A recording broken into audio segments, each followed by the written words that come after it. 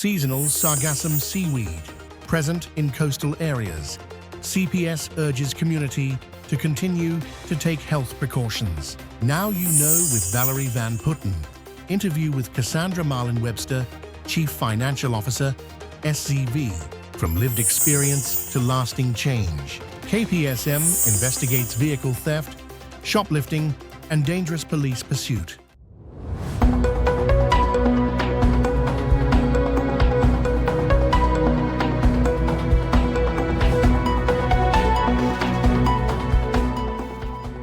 From the island of Sint Maarten, this is SXM Daily News for July 30th, 2026. The Collective Prevention Services, CPS, a department within the Ministry of Public Health, Social Development and Labour, VSA, is advising residents and visitors to take appropriate health precautions following the arrival of large quantities of seasonal sargassum seaweed along several coastal areas of Sint Maarten.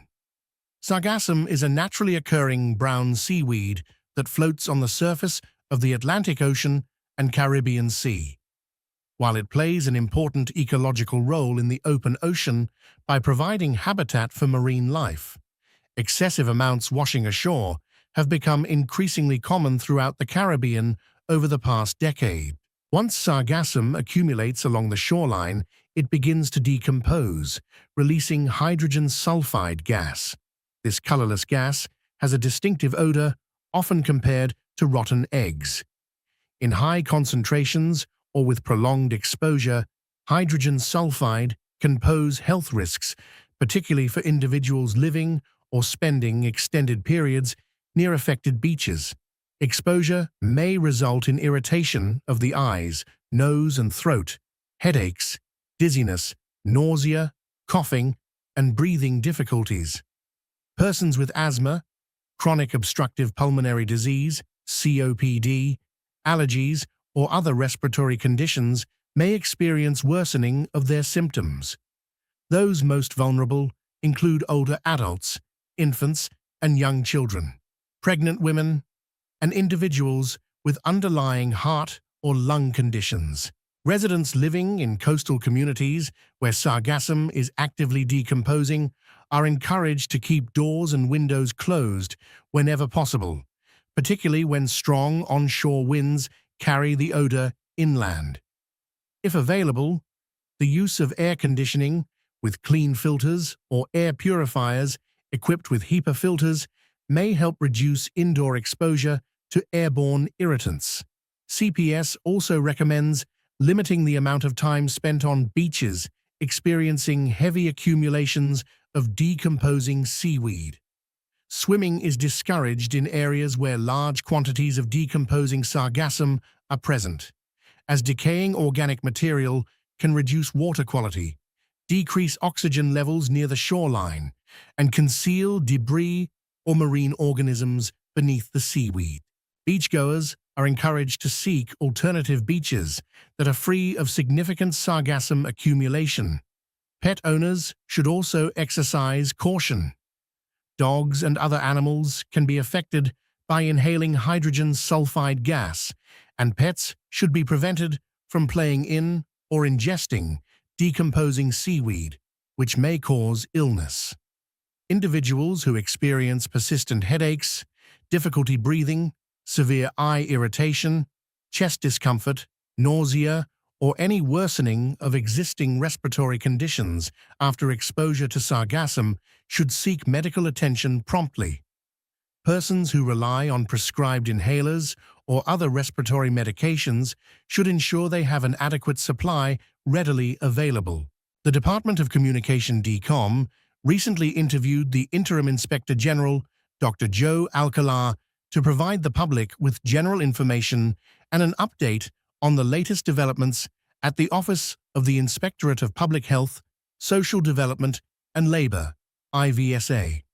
The interview will premiere on SXM Gov Radio 107.9 FM and will also be released as an edition of Inside Government on Friday, July 31st at 8 p.m. Members of the public are invited to tune in and watch the full interview on the Government of St. Martin's official Facebook page and YouTube channel to learn more about the ongoing reforms and priorities of the Inspectorate of Public Health, Social Development and Labour. On Wednesday, July 22, 2026, Judicial and Institutional Services, JNIS, had the honour of presenting the Phoenix Transitional Home Project to the Minister of Justice, Ms. Natalie Tackling.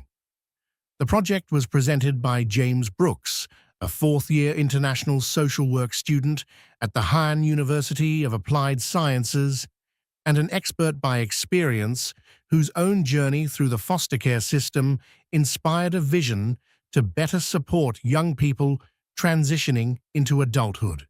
James first joined JNIS in 2025 as an intern within our Family Guardianship Department and returned in 2026 to complete his graduation project.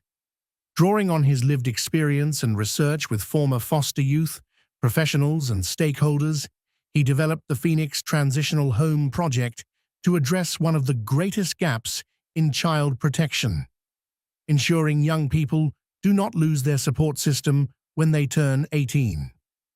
The project will provide safe transitional housing for young adults transitioning out of foster care and a 6-month life skills program for 20 participants between the ages of 16 and 25 each year, combining mentorship, psychosocial support, education, employment guidance, and independent living skills.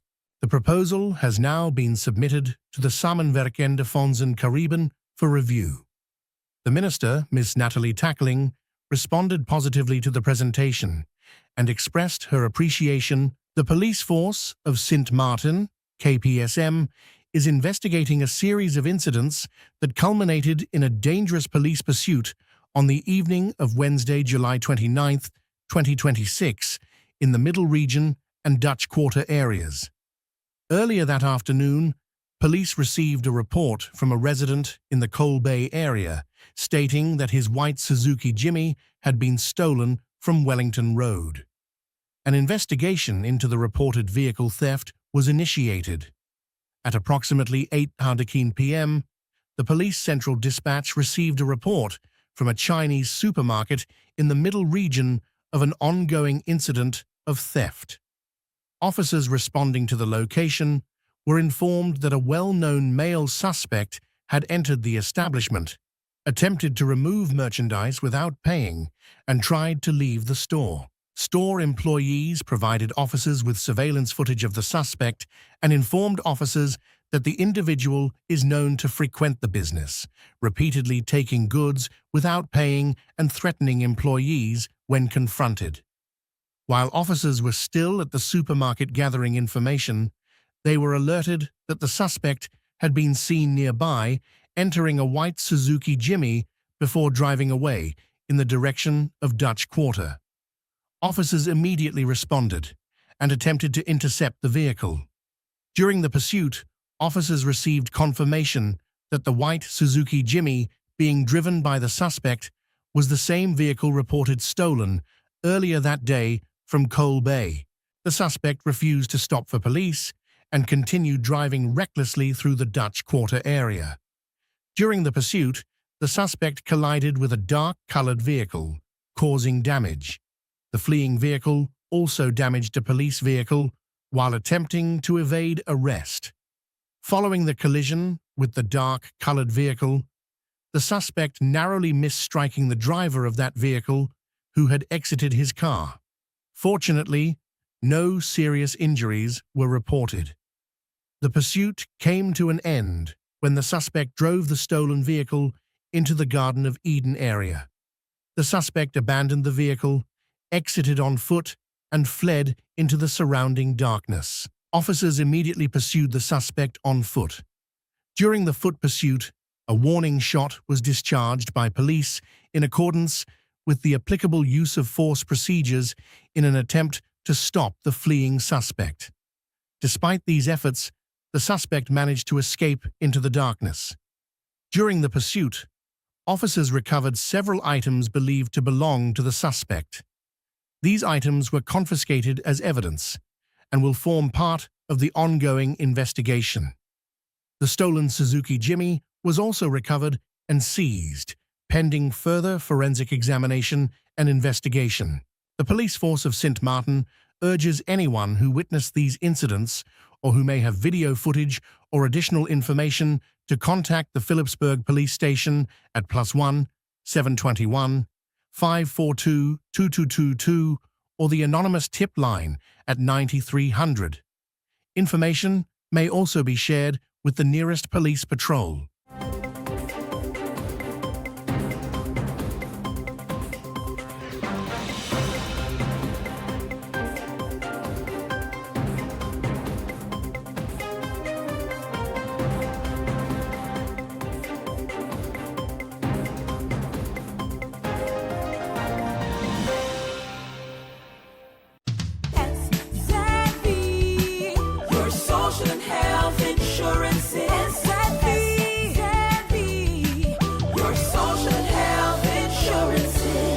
Are you SXM insured? Do you have a valid medical insurance status? SXM is cardless. Request your My SXM account today and enter the virtual office of SXM. Go to sxv.sx and sign up now. SXM, yeah. Your social and health insurances.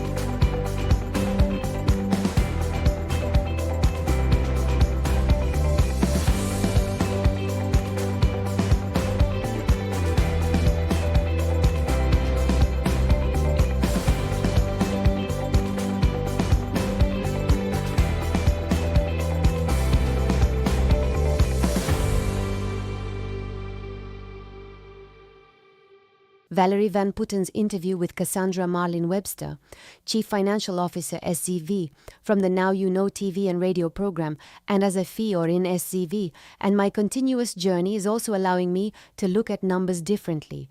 It's not just about the numbers are a means to an end. When you think of situations that we go through, even coming back home, growing older, you have family members who might be faced with a certain illness. Journey of SZV or in SZV and my continuous journey is also allowing me to look at numbers differently. Okay. So it's not just only about numbers. Mm-hmm. The numbers are a means to an end.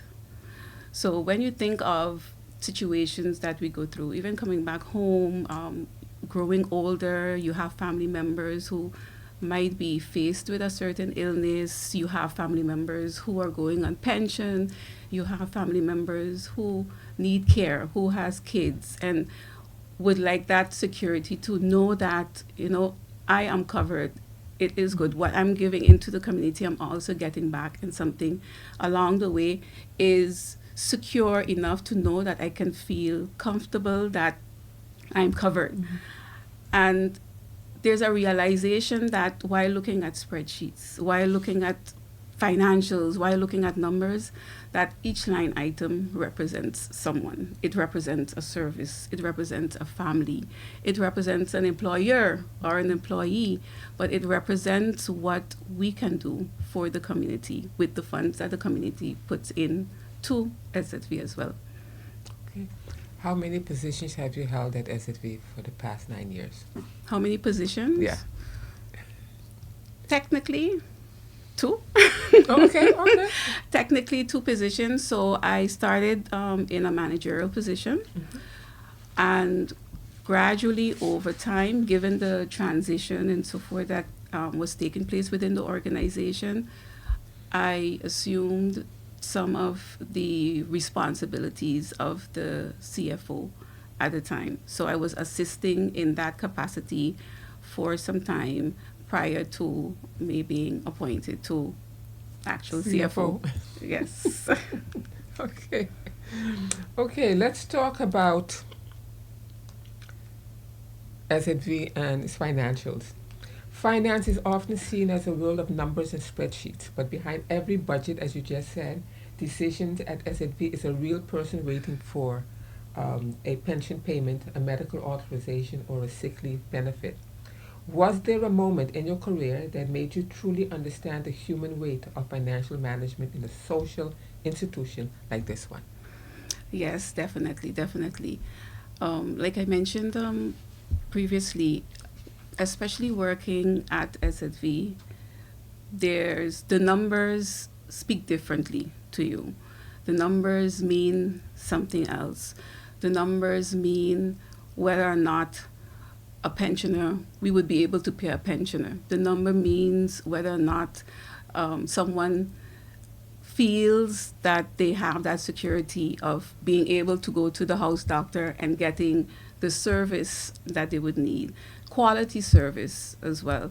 So it's more than just looking at a number. There's a human factor behind what we do, even within finance, and ensuring that there's controls, ensuring that there's sustainability, and ensuring that the numbers can not just meet the needs of today, but also that it can cover the needs of tomorrow or the day after, years to come, generations to come as well. So it's doing the right thing, controlling and ensuring that measures are in place to make sure that we have the control over the financial situation at SZV. Okay. How do you determine who gets and who doesn't get, insurance, the services that SZV offers? Because not any and everyone can walk in and get services. No, that is determined based on legislation. So SZV is established based on national ordinance. So there's a role that we play as it relates to the funds. So we manage the funds, we provide advice related to the funds, and we help to guide the direction and the sustainability of the financial of the funds that we manage. So access to the different funds, whether it's a healthcare funds or the social funds, happens through eligibility via the various legislations depending on the different fund that is applied. So if we're talking about pension, there's a AOV fund. There's also a AWW fund, which is for widowers, orphans. There's also the healthcare funds. We have the ZV, which is a sickness insurance fund. We have the FZOG, and there are several other funds that SZV actually manages, and they're all guided by legislation. Okay. Someone comes in and they need assistance. They have paid, let's say they've worked and they've paid into it, but now they are unable to work. What sort of assistance would SZV be able to grant them? So someone paid into the fund and they're unable to work now. So it depends. They haven't reached the age of 65 or 60 or whatever the retirement age is. Maybe they've contributed for, let's say, 15 years, but now they've fallen sick and they need assistance. Can SZV assist them? It depends on the type of insurance or fund that they were entitled to while they were contributing. So definitely anyone that comes to SZV asking whether or not they're entitled to assistance, we would listen to the concerns, we would listen to the requests, and then based on the information that's provided, then of course further review would be done to see whether or not there's entitlement to be able to be covered and under which fund or which they guide them further to be able to get the assistance that they need.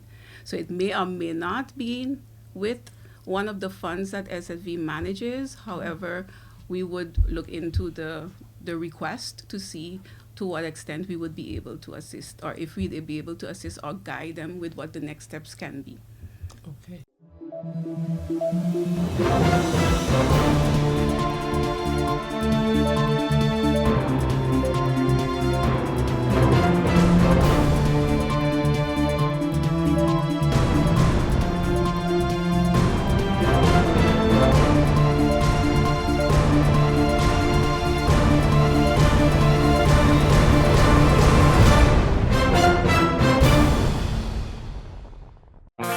Now for the weather forecast. Tonight, partly cloudy to cloudy, hazy and breezy.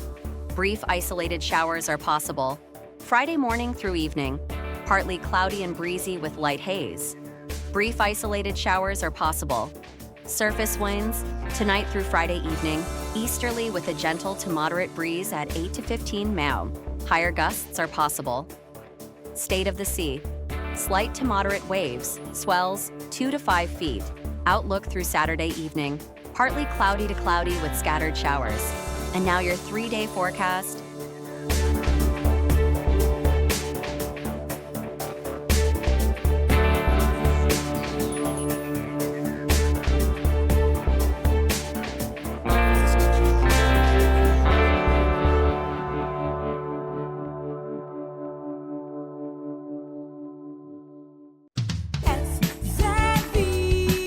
Your social and health insurance is your social and health insurances. Are you SXM insured? Do you have a valid medical insurance status? SXM is cardless. Request your My SXM account today and enter the virtual office of SXM. Go to sxv.sx and sign up now. Your social and health insurances.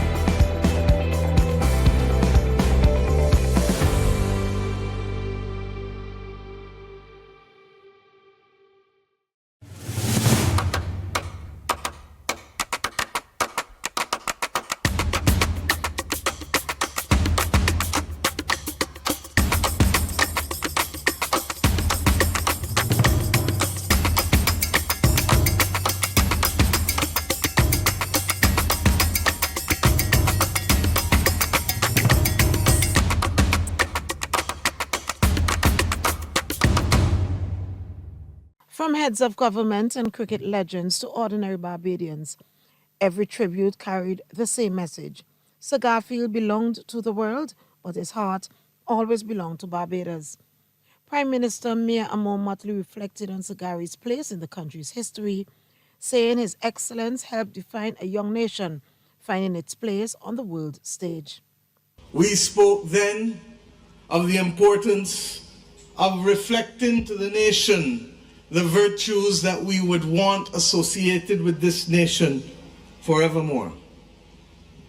And most of them reflect sacrifice and struggle. But there was a debate that took place among those of us in the cabinet of the day that reflected the fact that while struggle and sacrifice brought us safely thus far, it was not the only thing that represented who we were as a people. The Prime Minister also applauded the West Indies team for defeating Pakistan by 90 runs in the first test at the Brian Lara Cricket Academy, dedicating the emotional win to the late Barbadian legend Sir Garfield Sobers on what would have been his 90th birthday. The gods conspired that our West Indies team would equally celebrate him yesterday by winning on the 90th birthday of Sir Gary a match by 90 runs, but more importantly in 4 days, so that each and every one of those Bajan cricketers could be here today to say farewell, our hero. Former Chief Justice Sir David Simmons describes Sir Gary as more than a sporting icon. He said Sir Gary Sobers' achievements inspired a region preparing to govern itself. If on the 30th of November 1966, Barbadians needed inspiration and to be imbued with self-confidence that we could make a success of independence, I venture to suggest that Sir Gary provided that inspiration by his legendary exploits in 1966.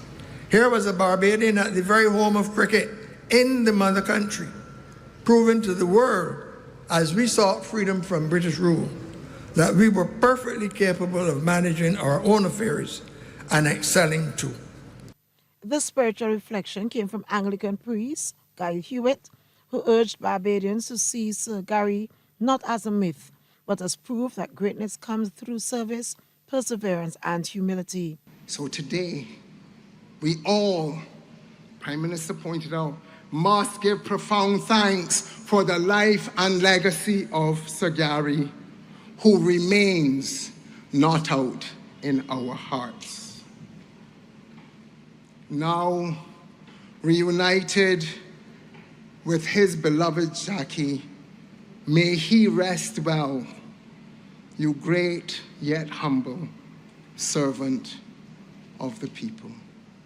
As the service drew to a close, Kensington Oval rose in one final standing ovation, bidding farewell to the man whose strokes thrilled millions and whose legacy will forever be woven into the story of Barbados. Well played, well lived, well loved. Go well, our hero. Go well, our beloved. We shall always love you. This is our SXM Daily Newscast. Thank you for joining us.